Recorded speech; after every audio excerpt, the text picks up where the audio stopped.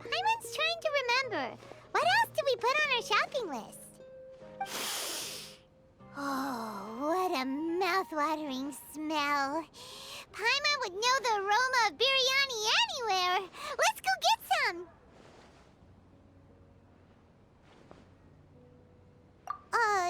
We can still add it to the list.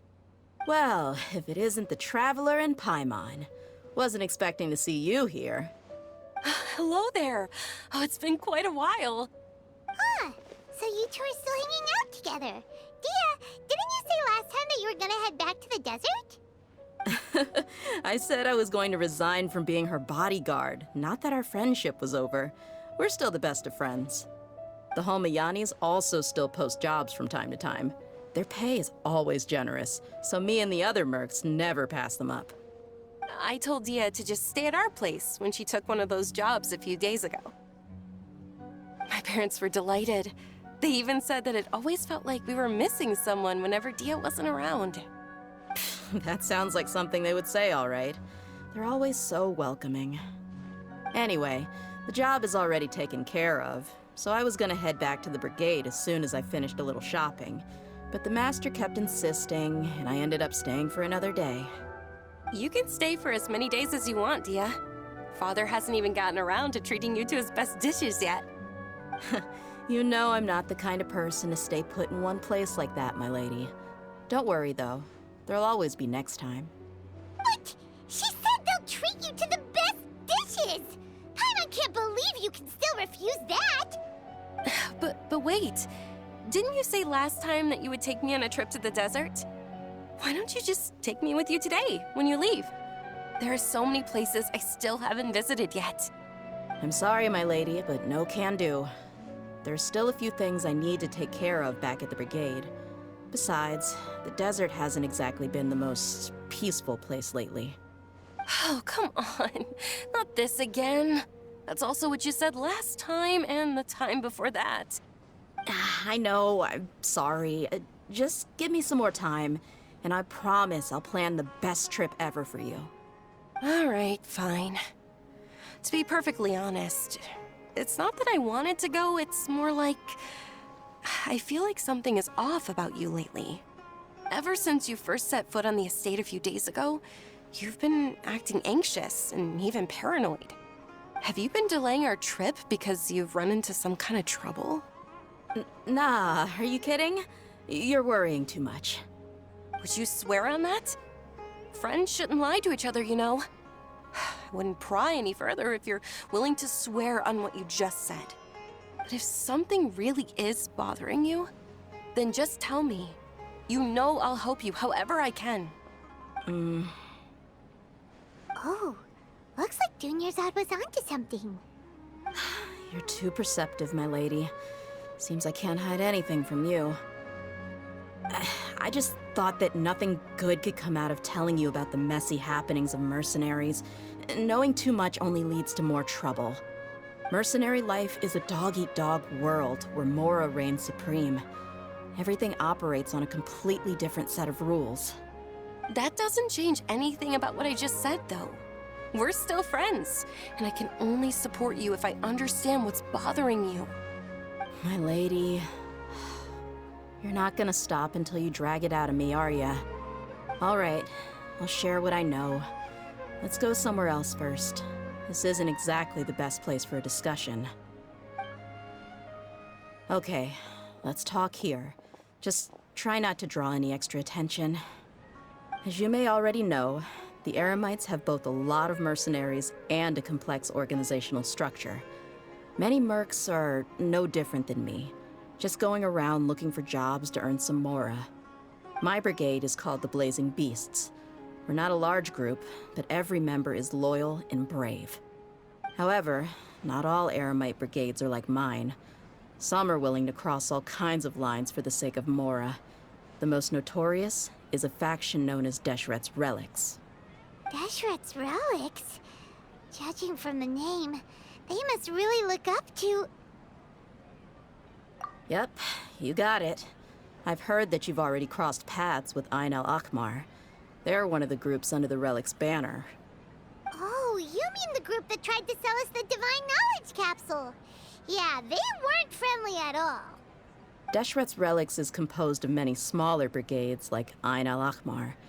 The Relic's headquarters issues orders to all brigades under his control. On any other day, I would want nothing to do with them. Unfortunately, though, the brigade that's stirring up trouble now is none other than Dehya al-Akmar. Dakan? I think it means beard or something. Believe me, it's a really stupid name. I found it insufferable for years. Anyway, the real issue is that Dehya al-Akmar is led by my father, Kusela. Say what now? I think I'm starting to understand your anxiety now. But what did they do? I won't go into details, my lady, but they've been involved in a lot of violent incidents. We're talking hundreds. Hundreds? Yep. The scenes tend to be quite gruesome, too. They strip the victims of all their valuables before murdering them. Not only had they targeted merchant caravans and ordinary citizens, but other mercenary brigades as well. That's beyond terrible. They won't even spare their own kind. I don't know how Deshret's Relic sees it. All I do know is that Dehya al-Akmar has become more and more aggressive over the last few years. If I don't do something about them, then even my brigade or the people of Aru village could become their next target.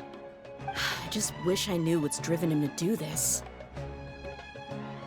Yeah. How can your father do such terrible things? I don't know. People change. He's always been pretty pathetic. But at least in the past, there were still a few lines that he wouldn't cross. That's setting the bar pretty low. I mean, if he was even remotely decent, then why would I have to leave the brigade and cut all ties with him? He was loud and foolish, with no real sense of purpose. Instead of doing anything useful, he spent most of his time drinking and chasing after women. Of course, the other brigade members were just like him. Their ruckus would go on night after night. Sounds like a nightmare. What about your mother? Did she ever step in to stop them? Unfortunately, I never knew my mother. I'm sorry, Dehya. I didn't know.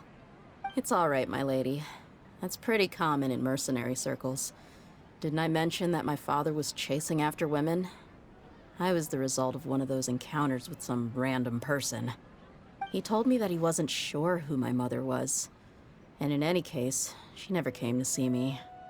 He'd say, "You'll be fine as long as you remember to stick with Dad." But even then, he left most of the parenting to the brigade. The one thing I do remember is that he used to tell me stories. But the problem was that he had terrible taste. He only knew a few stories, and even those tended to be pretty stale. They were tales of desert warriors defeating dragons in the forest, or stories of mercenaries rescuing princesses from rebel armies. Sounds like your typical fairy tales. More or less, yeah. They were interesting maybe the first or second time around, but after about 20 repeats, they started to get a little dull. He seemed to think those stories were the best things ever, though. He was so into them that he'd call the whole brigade over and make them perform the whole thing as a play. Even the toys he gave me would all be story props. I'd get helmets, shields, and toy swords. It was only much later when I realized that the shows were more for him than they ever were for me. What an interesting guy.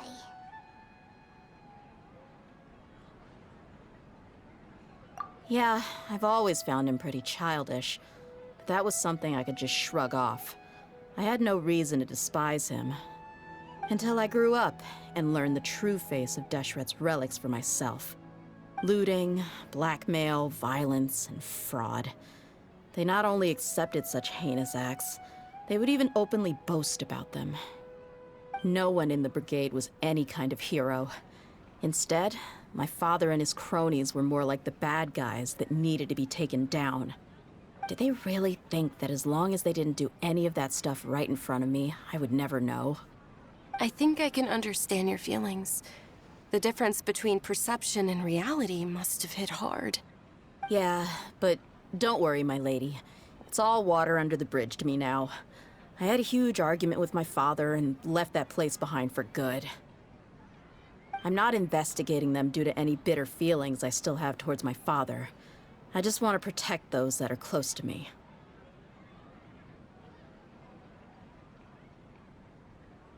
Yeah, I told the boys to gather as much information as they could. Most of the reports concern violent incidents, but there's also some talk of smuggling.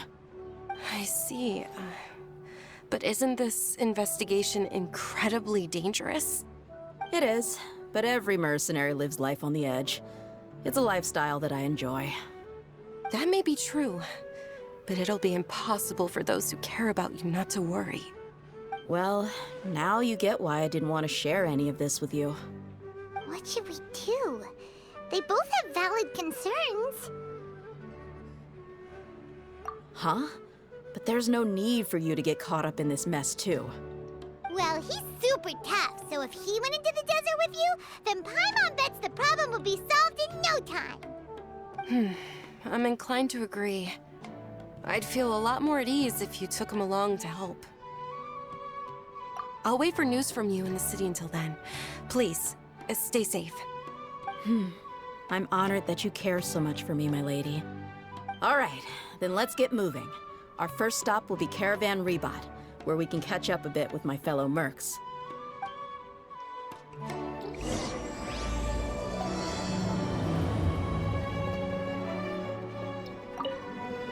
Please be careful. I'll stay in the city and wait for news from you.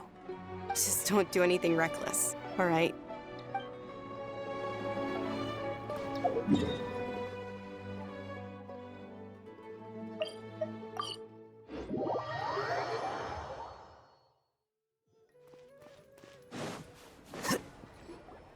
Hey, Dehya, you're back. Are these two friends of yours?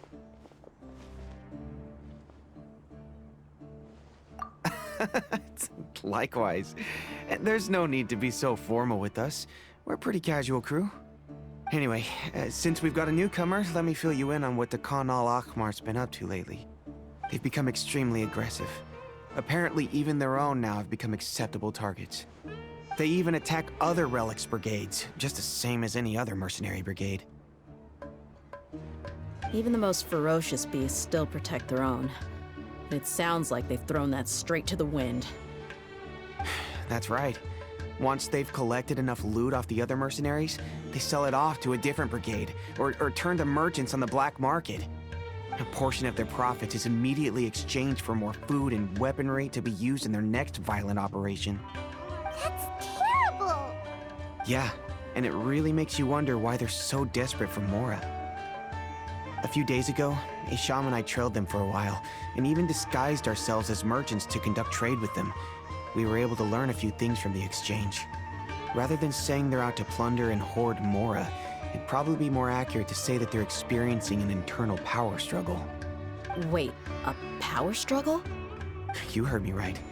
The vast majority of their victims are mercenaries from the other brigades of Deshret's relics. If their only goal was Mora, they could have gone after anybody. The targeted nature of their attacks points to a power struggle between the different brigades within the relics. That's the only plausible explanation we have. Unfortunately, we weren't able to find out anything more specific. It seems they're also trying to keep things under wraps. Oh, one last thing we discovered was that over the past few years, as the Khan al-Ahmar became more and more active, Deshret's relics as a whole became a lot weaker. It sounds mighty strange to me, too. Harun, you can leave the rest of the investigation to us. Gotta say, though, I didn't expect you to go on a whole undercover mission during the few days I was gone. Sounds like you were really putting your necks on the line, no? Nah, it was nothing. We're just as concerned about the situation as you are. The Khan al-Ahmar is your father's crew, after all. What he said. Besides, Dehya, haven't you done more dangerous things than all of us combined? What we did is nothing compared to your experiences. Yeah. And while they went to talk with Dakan al-Akmar, I took a look at the last camp they attacked. Any survivors of the attack were already long gone. There was nothing of value left in the camp. Ah, Hisham and Khalaf. You're here too. We rushed over as soon as we saw you come into Caravan Ribat. Although this new friend of yours looks a little green behind the ears, I'm sensing a special vibe from him. Now that we know you'll have a capable partner with you, we can also rest easy. Hey, what about Paimon? Feel anything special? Oh, you're also planning to tag along with them? Of course! Paimon is the traveler's most important guide. Wherever he goes, Paimon will follow. Oh, in that case, then you'd better take care of her too, Dehya. Don't underestimate Paimon! Don't worry about her. She may look tiny and helpless, but she's been through just as many battles as the traveler here. Even if she had only survived on sheer luck, then that alone would still make her quite formidable. I had no idea.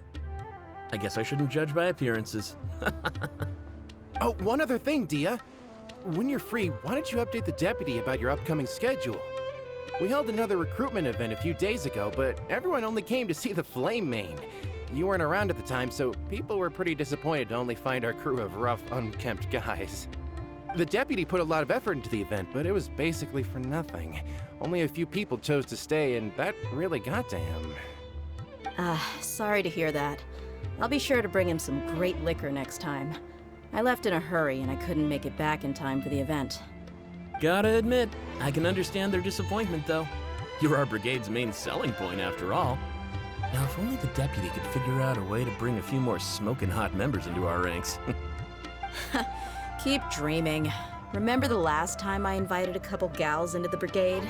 You all just froze up with your mouths gaping like a bunch of scarecrows. The awkward silence and weird expressions left quite the impression on them. They were originally interested in joining us, but after that, they both told me they were too uncomfortable to stick around. Hey, didn't we agree to never bring that up again? Huh? Wait, are you serious? Why have I never heard about this? I don't think you were part of the brigade yet. Are you kidding me? I missed a once-in-a-lifetime moment like that and you weren't even gonna tell me? All right. We can tell you about it later. Now's not the time. Hey, don't you try to change the subject. You and Hisham get your butts over here and tell me everything right now. Are they always like this? More or less. There aren't many rules or graces when it comes to mercenaries. We're used to just speaking our minds. If someone starts getting under your skin, you just yell right back at them. And if that doesn't put an end to it, then you just challenge them to a fight. But we also don't tend to take many things too seriously. Being direct and getting it all out of your system as soon as things come up is better than keeping everything bottled up, never talking about it. That's also why I never spare their feelings when I talk to them. If I want to laugh, I'll laugh. If I'm angry, then I'll unload on them. It's hard to stop once you get used to it. Though, I can never do that when I'm with the Homayanis. Hey, knuckleheads! Can you at least tell me the rest of the intel before you go back to your bickering? Yeah, you hear her, Khalaf? Told you we gotta focus on the investigation first. I drew up a map. Right here is the spot. There you'll find the merchant caravan responsible for getting rid of Dakan al-Akmar's looted goods. All you gotta do is wait and ambush them in the evening. They'll have no idea what hit them. Perfect. Thanks for that. Be sure to pass my regards to everyone else in the brigade as well. Will do. You stay safe, Dehya.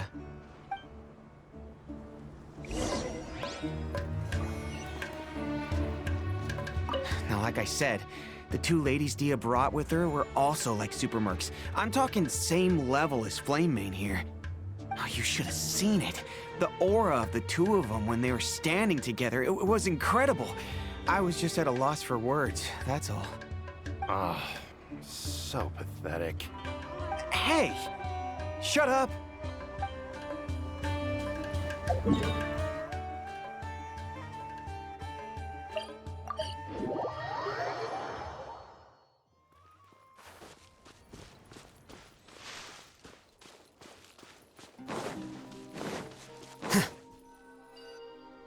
This should be the place.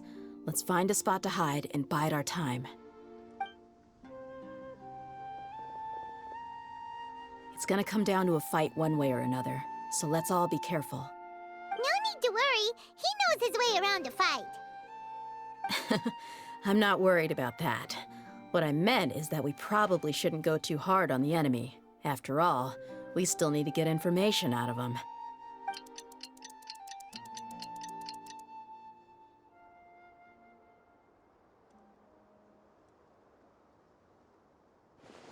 Ah, here they come. You ready?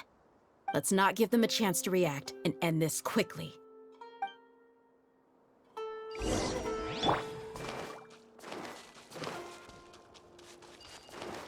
I see everything. That's close Right enough. now. Emerge. Right now. That's close enough.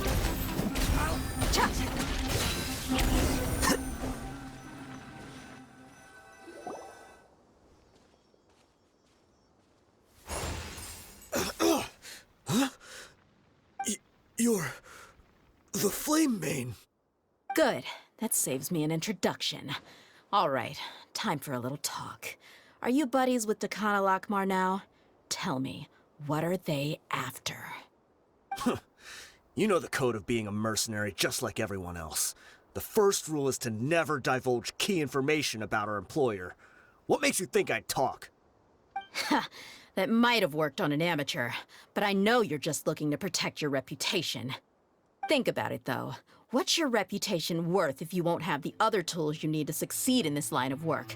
Tools like, I don't know, your limbs or eyes? You've got 5 seconds. You might want to think twice about how much your employer's information is worth to you. Whoa! I'm not joking around. We can do this the easy way or the painful way.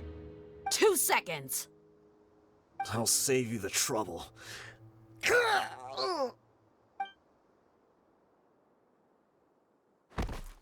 Huh? Are you crazy? He tried to bite off his own tongue. Quick, search the area for any first aid supplies. I definitely didn't expect him to go that far. Thankfully, the wound wasn't too deep, and he just passed out from the pain. But why would he be so extreme? I just wanted to test his mettle. You can get a lot of mercenaries to talk just by threatening them. I didn't expect him to be willing to go through so much pain just to deny us some intel. Well, he's out cold for now. We could wait for him to wake up, but maybe it's not a good idea to interrogate him any further. What should we do? Yeah, don't worry about it. It'll be a waste of time to interrogate him again after that. He might just hurt himself again if we start asking. There are lots of goods around here. Let's search the area. Maybe we'll be able to find something. I'm really sorry.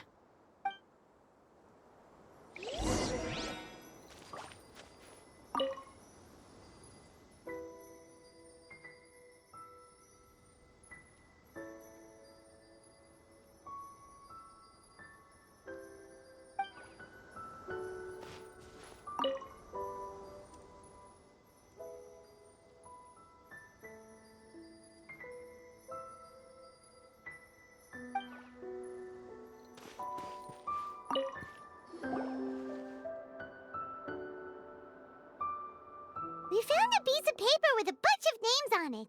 Maybe it's a record of something. Let me take a look.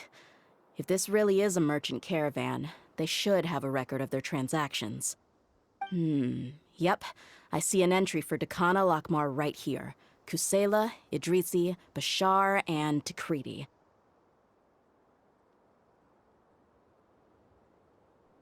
All familiar names. Dakana Lakmar has been trading for a hefty supply of food, weapons, and medicine. It seems that in the past, they used to receive some canned knowledge as well.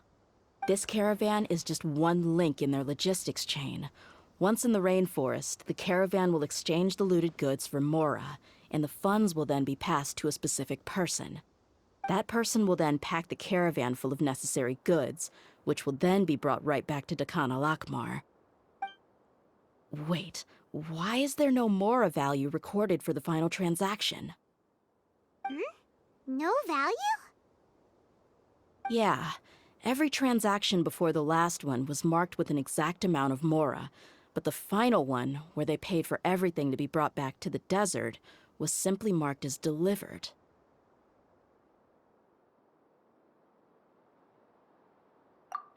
Perhaps. But they couldn't have known how much they would make off selling the loot.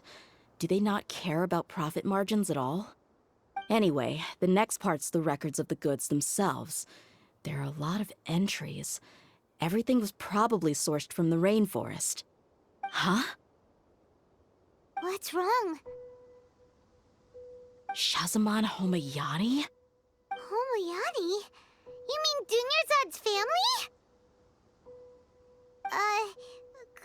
Could it just be another family with the same last name? I'd be surprised to find someone with the exact same first and last name. Shazamon Homayani is Dunyarzad's father, and the head of the Homayani family. Just what the heck is going on here? I'm sorry, you're right. I'll consider what we found and not jump to conclusions just yet. But what this piece of paper confirms is that the Homayani family has been providing goods to Dakana Lakmar. What if the Homayanis have been kept in the dark and don't know they've been trading with Dakana Akhmar? That's a possibility, but if that was the case, why is this caravan specifically named Shazamon as their person of contact? They could have just as easily bought goods such as food and medicine directly from Caravan Ribat or Port Ormos. Yeah, funding violence and looting. The brigade gets the goods, and he is paid the proceeds from the sale of the loot. But why would he do something like this? It's not like the Homayanis are in need of money. I honestly have no idea. I've been to their estate many times, and I've never noticed anything suspicious. The only potentially large expenditure I could think of would be the treatment costs for Dunyarzad's Elazar. Maybe they borrowed a lot of Mora in the past? But that's still just a speculation. I don't think the Master would stoop so low to make Mora.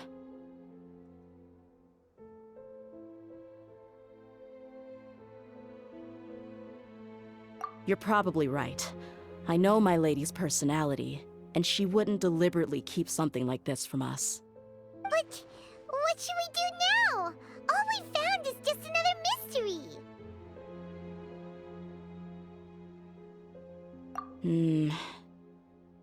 If you ask me, we already have no choice but to confront her about this. I'm not worried. It's too early to make a verdict yet. I still have faith in the Homayanis. Let's go find my lady again. We'll tell her everything and see if she's willing to lend us her support. If we're lucky, we can not only figure out the mystery of this paper, but also follow the trail of breadcrumbs to the people responsible at Dakana Lakmar. Dehya, are you sure this is the best decision? What if instead of getting the help we need, we just end up revealing everything we've discovered to the enemy? I've considered that possibility. But even still, I want to tell her what we found. I think I owe her that much. True friendship is built on trust. She showed genuine concern for me when we first brought up the topic. I can't repay her kindness with doubt and suspicion. That's not how I deal with people. You're right. Paimon wants to trust Dunyarzad too. Yeah. Let's pay another visit to Sumeru City.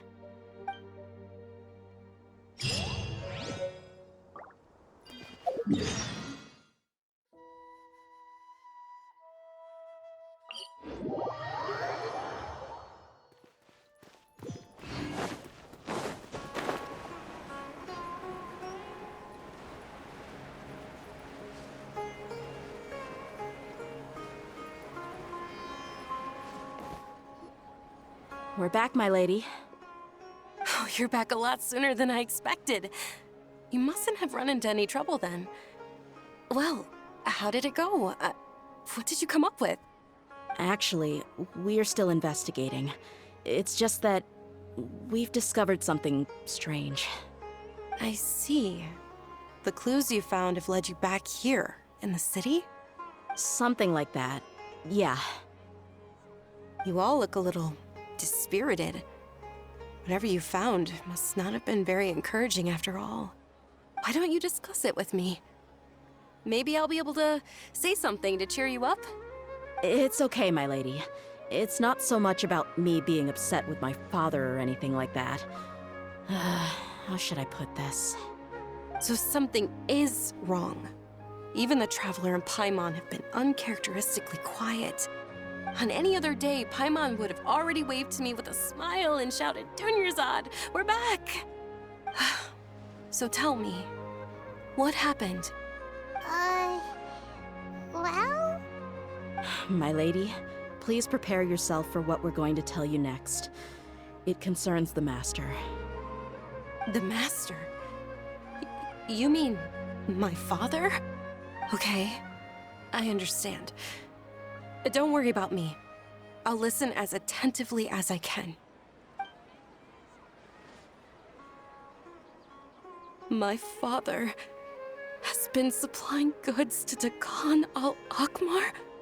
Yeah, it makes as little sense to us as it does to you.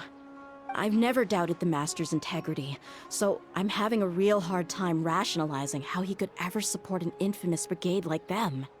Maybe he's not actually aware of the full story and just stumbled into the deal by accident. I can't help but agree with the Traveler. Huh? You mean you feel the same way, Dunyarzad?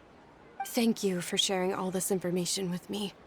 Since you've told me everything you know, I should also tell you about some doubts that I've been harboring for quite a while. In the past, I thought that my father hired a bodyguard for me so that I wouldn't run away and get lost. However, there are plenty of capable mercenaries in the Corps of 30. Why did my father go out of his way to hire Dehya? About that. Well, the Homayanis really needed bodyguards, so they reached out to the Blazing Beasts. Later, the Master told me that I was one of the best mercenaries he'd ever seen, and that I should stick around to become one of his bodyguards. He offered me a pile of mora, so I just signed on. Well, but that didn't really answer my question. Just think about it. Why did my father specifically reach out to the Blazing Beasts? Maybe the Corps of 30 just didn't have anyone available, or maybe someone recommended us. I've never given it too much thought. I think I get what you're saying. You'd think none of this was a coincidence. Precisely. At first glance, nothing seems strange or out of place. But there are many parts of the story that don't actually make any sense. If my father had always been in contact with Dakan al-Akmar, then it would make sense for him to bring Dehya into our house. You mean the goal all along was to get Dehya to be your bodyguard?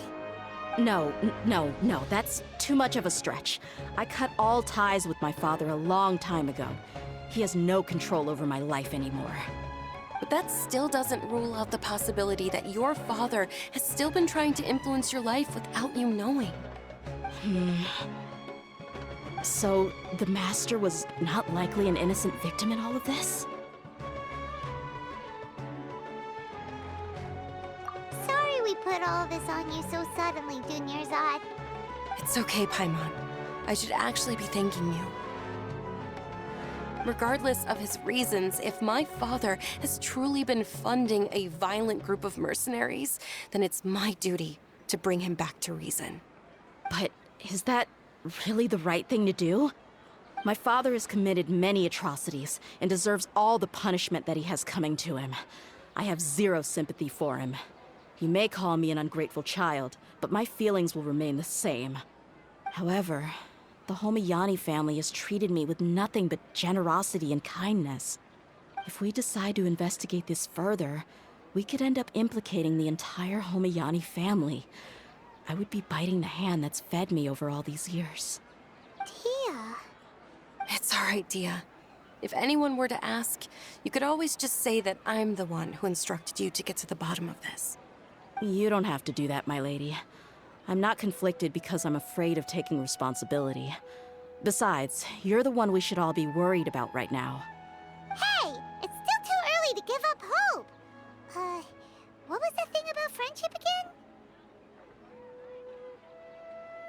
Right, yeah, trust! You said that yourself, Dehya. Besides, there's no point on getting all riled up before we've confirmed all the facts. Thank you, everyone. That makes a lot of sense. I guess I should always remember the trust that I've placed in people. In which case, my lady, could you ask the Master to come out and have a chat with us? Sure thing. I also hope he'll be able to give us a logical explanation. Let's meet at the usual place then. Usual place? Ah, right.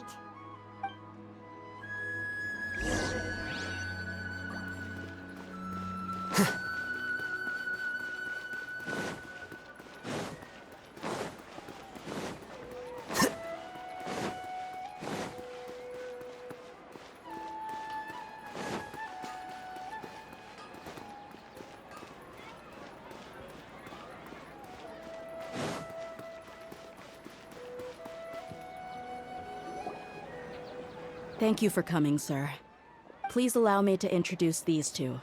This is the Traveler, and next to him is his travel companion, Paimon. Ah, yes, my daughter has mentioned them from time to time. It's a privilege to finally meet them in person. But we may skip all the pleasantries for now. What is the important matter you wish to discuss with me today? Well, we wanted to bring this transaction record to your attention. There's something on this record that we're all pretty curious about. So, that's what you found? Huh. Seems like I can't keep everything from you much longer.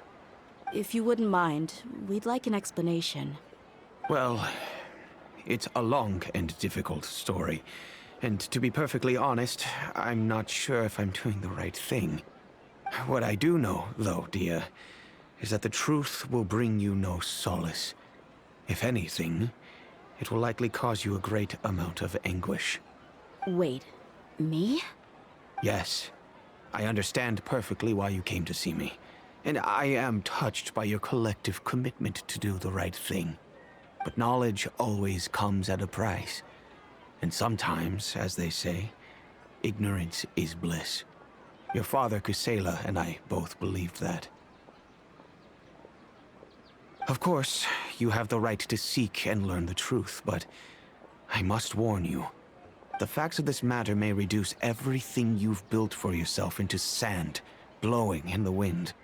If you must proceed, then Kusela's heartfelt efforts will also fade into the wind like a fleeting mirage. His heartfelt efforts? I'm sorry, sir, but I'm not sure I follow. I've made it this far in life without a single drop of my father's support. I have my own ideals and ways of looking at the world, as well as people and causes that I've chosen to cherish and fight for. None of these things have anything to do with him. I came here today to support you as the head of the Homayani family. No warning will change my stance on that. I understand. Then let me tell you a little story. Our family once needed to take a trip to the desert when Dunyarzad was just a baby. Along the way, we were attacked by bandits. They had superior numbers and quickly overpowered our bodyguards. When all seemed lost, a group of passerby Eremites lent us their support. Those Eremites were Kusela's brigade, Dekan al-Ahmar. Kusela's men told me that the attackers were Eremite mercenaries, just like themselves. I was shocked. Why would Dekan al-Ahmar go so far to save us and not spare the fellow Eremites? Kusela was grinning and walked over to play with baby Dunyarzad. She was startled by his unfamiliar face and nearly started crying. Really? I never knew. He said that he had no particular reason to help us. He just took pity on us because he had a daughter about the same age. We started talking about our children, and I sensed that he was a devoted father. To repay his kindness, I hired his brigade to help out at our estate for a time and offered everyone generous remuneration. So, that's what happened. It was many years before I saw him again. I almost didn't recognize him the next time he came knocking on my door. The man I knew to be strong and healthy had been reduced to a shell of himself. He couldn't even walk anymore without his cane. So, what happened to him? He was perfectly fine when I left the brigade. I'm not too sure myself. The only thing that didn't change was his cheery disposition. He said there was absolutely nothing to worry about and that he had gotten into a fight. That was all. He then suddenly asked me if Dunyarzad, now that she had grown, would need a bodyguard of her own. At the time, Dunyarzad was going through a particularly severe bout of her Elazar. There was no need for her to have a bodyguard when she could barely leave the house. But he kept coming back to the topic. Come on, it never hurts to be safe. How do you know a bodyguard won't come in handy one day? I was completely lost at first, until he recommended the Blazing Beasts, and in particular, a mercenary named Dehya. So he was the one who recommended Dehya to you. Indeed. He didn't say it out loud, but it was clear that he saw Deshret's relics as an evil group who would eventually corrupt every member in their ranks. He was already beyond redemption, but he hoped that he would be able to detach his daughter from the vicious world of mercenary life. If Dehya could stay in my house and keep working as a bodyguard, then gradually her affinity for the desert would decrease, and she'd be able to leave her previous life behind. And that's why you offered her such generous compensation? Yes, but not just because of that. From the moment that he asked me for that favor, I also began to see Dehya as my own daughter. And that's also why I tried to persuade you to stay when you asked for permission to leave. I was willing to spend however much it took. Cristela saved my daughter and I all those years ago in the desert. I could never refuse him entrusting his daughter to me. He was always like that, acting like he's oh so smart and self-righteous. Cristela said that he'd reimburse me for a portion of Dehya's fees. I refused to take any more from him, but he'd always send me funds anyway. Eventually, I just accepted them as a token of his gratitude. And that went on for a while until I received another letter from him a few years ago. The letter contained a request to help him buy food, weapons, medicine, and even explosive materials. Wait! Isn't that around the time that Dekan al-Ahmar started becoming more aggressive? That's right. When I started to hear some nasty rumors, I became wary. I wanted to meet him face to face to discuss things. But by then, he was no longer receptive to my requests to talk. If I had to guess, it's probably because he doesn't want to put Dehya at risk.